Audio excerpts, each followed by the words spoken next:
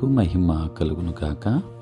క్రీస్తునందు ప్రియ దేవుని బిడ్డలారా, ప్రభు అయిన యేసు క్రీస్తు పరిశుద్ధ నామంలో మీ అందరికీ ఉదయకాల శుభములు తెలియచేయచ్చు ఉన్నాను. ఈ దినమంతయు మీకు మీ కుటుంబానికి దీవెనకరముగాను ఆశీర్వాదకరముగాను దేవుడు అనుగ్రహించాలని మీ కొరకై ప్రార్థిస్తూ ఉన్నాను. నేటి దినం కొరకు ఏర్పాటు చేయబడిన దేవుని వాక్యం రోమా పత్రిక 8వ అధ్యాయం 26వ వచనం. మనము యుక్తముగా ఎలాగూ ప్రార్థన చేయవలనో మనకు తెలియదు. ప్రియులారా, నేటి దినం కొరకు ఏర్పాటు చేయబడిన ధ్యానాంశము యుక్తమైన ప్రార్థన. ప్రియులారా, మన క్రైస్తవ అనుభవాల్లో మనకి ఎక్కువసార్లు బోధపడనిది ఏమిటంటే మన ప్రార్థనలకు జవాబు. మనం సహనం ఇమ్మని దేవుణ్ణి ప్రార్థిస్తాం.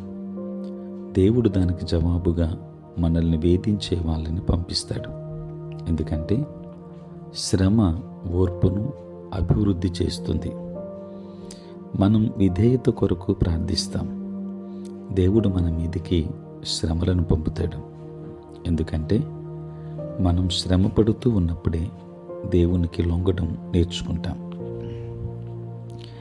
మాకు నిస్వార్థపరత ప్రసాదించమని అడుగుతాం. ఇతరుల భారాలను నెత్తిన వేసుకుని మన సోదరుల కొరకు ప్రాణాలు పెట్టవలసి వచ్చే త్యాగం చేయడానికి అవకాశాలను దేవుడిస్తాడు. మనం శక్తి కొరకు నమ్రత కోసం ప్రార్థిస్తే సైతాను బంటు ఎవడో వస్తాడు. మనం ధూళిలో కూలిపోయి వాడు తొలగిపోయేలా మొర్ర పెట్టేదాకా బాధిస్తాడు. ప్రియులారా, మా విశ్వాసాన్ని బలపరచు తండ్రి అని ప్రార్థిస్తే మన డబ్బు రెక్కలు కట్టుకొని ఎగిరిపోతుంది, లేక మన పిల్లల ఆరోగ్యం దెబ్బతింటుంది, లేక ఇప్పటి వరకు కనీవిని ఎరుగని శ్రమ ఏదో సంభవిస్తుంది. అప్పటిదాకా ఎలాంటి విశ్వాసాన్ని మనం అలవరుచుకోలేదో అలాంటి విశ్వాసం మనలో చిగురించడం మొదలు పెడుతుంది. దేవుని బిడ్డలారా, దీన మనస్సు కొరకు ప్రార్థిస్తే ఎక్కడో తక్కువ స్థాయి సేవ మనకు అప్పగించబడుతుంది.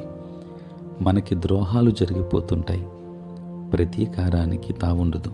ఎందుకంటే వధకి తేబడే గొర్రెలాగా మన ప్రభువుని తీసుకెళ్లారు. ఆయన నోరు మెదపలేదు. ప్రసన్నత ప్రసాదించుమని ప్రార్థిస్తాం. వెంటనే మన కోపాన్ని దురుసుతనాన్ని రేపేలా ఏదో ఒక శోధన వస్తుంది. ప్రశాంతత కొరకు ప్రార్థిస్తే మనస్సు అల్లకల్లోలమైపోయే సంఘటన.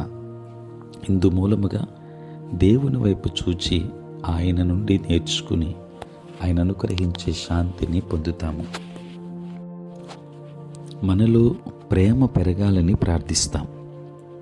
దేవుడు ప్రత్యేకమైన బాధలను మనపైకి రప్పించి ప్రేమలేని మనుషుల మధ్య మనల్ని పడేస్తాడు. మనస్సుని గాయపరిచే మాటలు, హృదయాన్ని కోసే మాటలు వాళ్ళు ఎడాపెడా మాట్లాడిస్తూ ఉంటారు. ఎందుకంటే ప్రేమ దయగలది, దీర్ఘశాంతం గలది. ప్రేమ అమర్యాదగా ప్రవర్తించదు, కవ్వింపుకి లొంగదు, అన్నింటినీ సహిస్తుంది, అన్నింటినీ నమ్ముతుంది, నిరీక్షణతో ఓర్చుకుంటుంది, ఎప్పుడూ మాట ఇచ్చి తప్పదు. ప్రియులారా, మనం యేసు పోలికగా మారాలని దేవుణ్ణి వేడుకుంటాం. సమాధానముగా శ్రమల కొలిమి పాలు చేయడానికి నిన్ను ఎన్నుకున్నాను అని జవాబు వస్తుంది. నీ హృదయం భరించగలదా? నీ చేతులు బలంగా ఉంటాయా? వీటిని సహించడం నీకు చేతనవుతుందా? దేవుని బిడ్డలారా, శాంతి విజయాలను సాధించే ఏకైక మార్గం ఏమిటంటే ప్రతి పరిస్థితిని, శ్రమని ప్రేమమూర్తి అయిన దేవుని నుండి నేరుగా స్వీకరించి మేఘాలకు పైగా పరిశుద్ధ స్థలాలలో సింహాసనం ఎదుట నివసిస్తూ మన ప్రకృతిపై ప్రసరిస్తున్న దేవుని మహిమను దేవుని ప్రేమ చొప్పున తెలిగించడమే. కనుక యుక్తముగా ప్రార్థించే వారముగున్నాం. దైవాశీర్వాదాలు పొందుకుందాం. దేవుడు మిమ్మును మీ కుటుంబాన్ని దీవించునుగాక. ఆమేన్. ప్రార్థన. పరిశుద్ధుడైన తండ్రి, నీ స్తోత్రాలు. రాత్రంతయు కాచి కాపాడారు నాయన. ఈ దినమంతా కూడా మీ సన్నిధి మాతో ఉంచండి. మీ ప్రసన్నత మాకు అనుగ్రహించండి. మా ప్రతి బలహీనత నుండి విడుదలనివ్వండి తండ్రి. మాటల్లో, తలంపుల్లో, క్రియల్లో ఏ విధమైన పాపములోనికి జారిపోకుండా నీ పరిశుద్ధాత్మ కాపుదల దయచేయండి. ఉద్యోగస్తులు, వ్యాపారస్తులు, కష్టపడి పని చేసుకుంటున్న బిడ్డలందరినీ దీవించండి. చదువుకుంటున్న బిడ్డలకు తోడుగా ఉండి జ్ఞానమును వారికి అనుగ్రహించండి. నీ కాపుదల ఇవ్వండి. పుట్టినరోజు, పెళ్లి రోజు జరుపుకొనిచిన బిడ్డల మీద నీ కృపహస్తం నుంచి నూతన ఆశీర్వాదాలు మెండుగా దయచేయండి. ప్రభువా, ఈ దినమంతా కూడా మీ సన్నిధి మాతో ఉంచండి. నీ సేవ పరిచర్య చేయుచున్న ప్రతి సేవకుని దీవించండి. మీరే తోడుగా ఉండమని యేసు నామములో ప్రార్థించి వేడుకొనుచున్నాము తండ్రి. ఆమేన్. తండ్రి, కుమార, పరిశుద్ధాత్మ త్రియేక దేవుని దీవెన సదా మీకును మీ కుటుంబానికి తోడై ఉండును గాక.